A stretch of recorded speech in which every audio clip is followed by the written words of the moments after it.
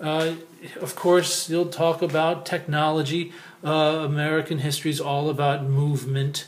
And so here you'll see the caravels and the ships that they came across in. And at the end, this is important, at the end you'll see all the lists of the vocabulary that's included in this section. Through every section of this textbook, you need to make note cards or a list of vocabulary that you can use to review. Moving on, the Spanish, big deal in North America because, of course, they were well set up here after Christopher Columbus arrives. And here's, of course, the man, Christopher Columbus himself. Now, being from back east originally, I know that Christopher Columbus is a big deal. He was Italian, he worked for the Spanish, came over here. But what we're going to see is that the people he discovered, like the Taino, are gone. He basically wiped them out. All right, so it's interesting. We're going to relearn these myths, and we're going to question the myths about some of the most sacred people in American history, Christopher Columbus being one of them. His arrival in the New World is not necessarily a great thing, because what he brought with him and what he did to the people when he got here is highly debatable. Was it so great that he came to this country or came to the New World? Yeah, significant, but the genocide, the killing of millions of people that resulted from his arrival is something that we really need as historians to discuss. Now, you'll learn in this page about the Columbian Exchange. That's essentially goods moving from the New World to Europe and from Europe to the New World. Very important because trade is a huge part of our story.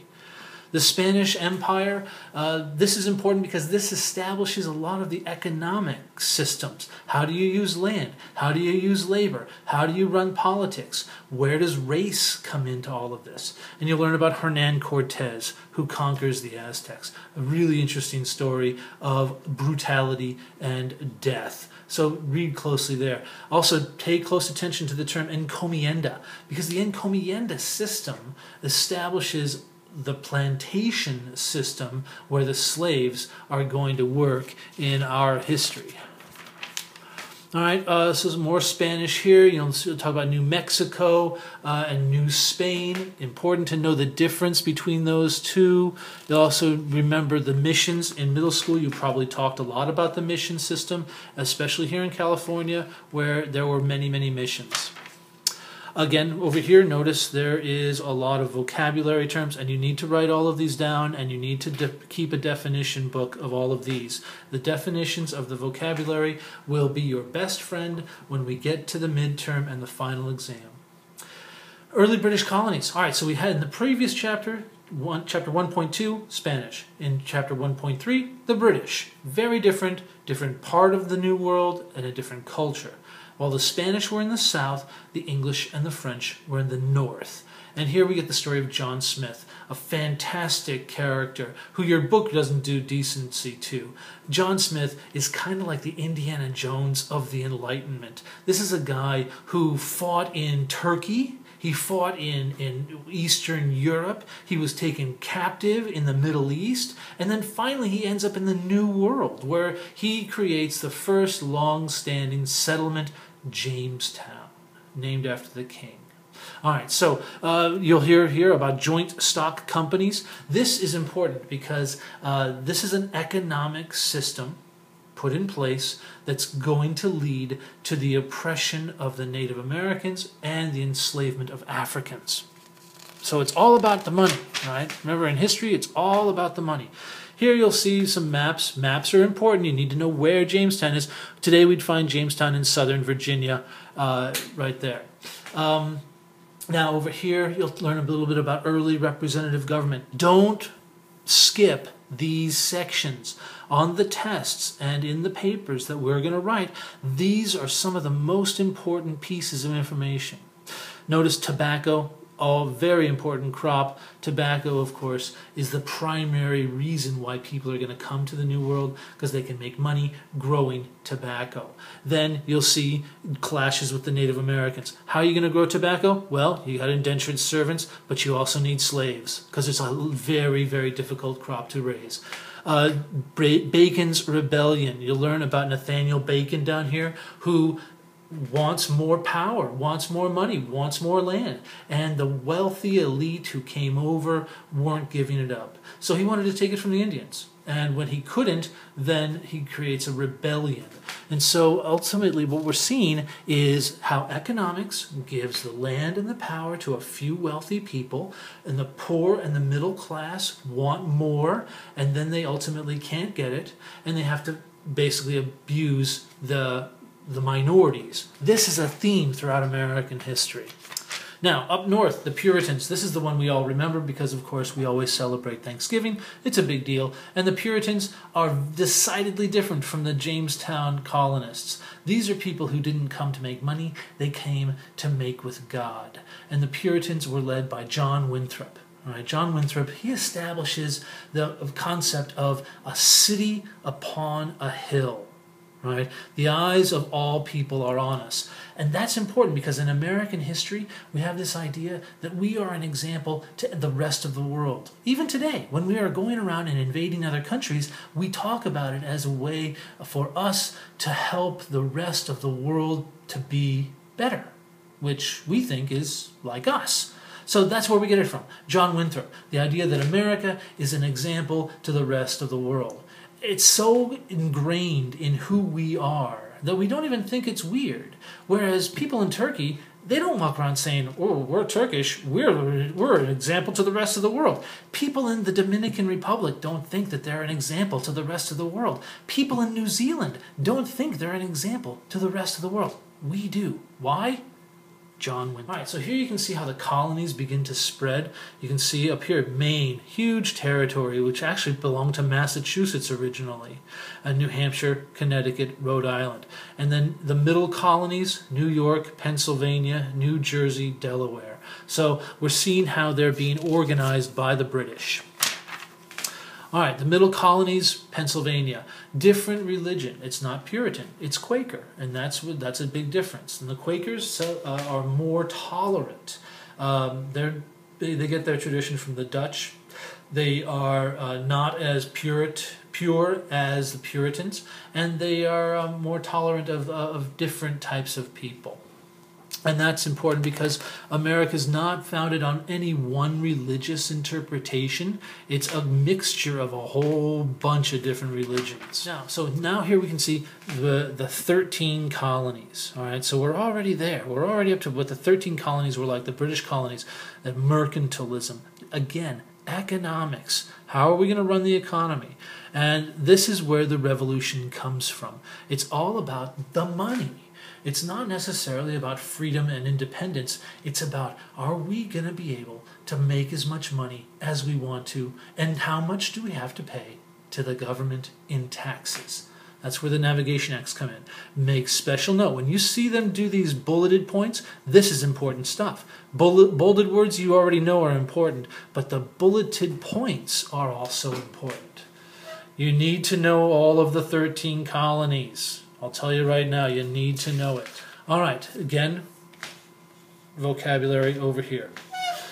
Section 4 of Chapter 1. All right, the colonies come of age. So what's happened in the New World with the British colonies is that they've been left alone, and they've handled their economy on their own for a long time until the French and Indian War. In the South, they use plantations, which is slavery, basically. They need enormous amounts of labor so that this small number of rich people can make an enormous amount of money and enslave everyone else. It's really ridiculous.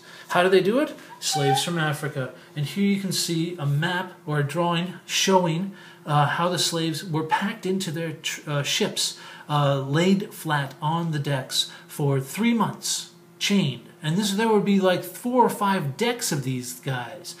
I'm telling you, there's no bathroom break. Think about that. So they're chained to this is one of the most evil and horrible things, not only in American history, but in world history. Because our type of slavery didn't exist anywhere else. It was one of the more unique and evil institutions in human history. And here you're going to read all about it, the Middle Passage, which is an evil, horrible, horrible experience that the slaves had to endure, most of whom did not. And sometimes if they got sick, they just throw them overboard. They didn't care how many of them, they didn't think of these people as people. These were like cargo. And you can see how they were packaged like cargo. It's unbelievable. Now up north, you can see colonial cities and trade. There's not as many slaves. There are some, but not as many up north. All right? It's that plantation system, that encomienda tradition that leads to slavery. Now, in the north, the Enlightenment, the idea that we have rights is a big deal. Right? This is new. This is something that influenced the Founding Fathers. And the Great Awakening. The Great Awakening is a religious awakening. Okay? And you can see how the Enlightenment philosophers influenced our Founding Fathers, like Ben Franklin. And, of course, the religious belief that we should have the freedom to be any religion we want. Are you thinking First Amendment? I am spark of the Revolutionary War. The American Revolution is a response to the French and Indian War. You see, England needed to protect the colonies from the French and the Indians. And so we fought this war not only in the New World, but the British fought this war against the French all around the world. And that costs a lot of money. It also showed that the British, while we were fighting the French and Indians, really didn't care too much about the Americans. And even though the Americans considered themselves to be British subjects, the British soldiers didn't consider the Americans equal to them. That's going to be a bit of a problem, because military leaders like George Washington, who originally fought for the British, are now going to fight against them.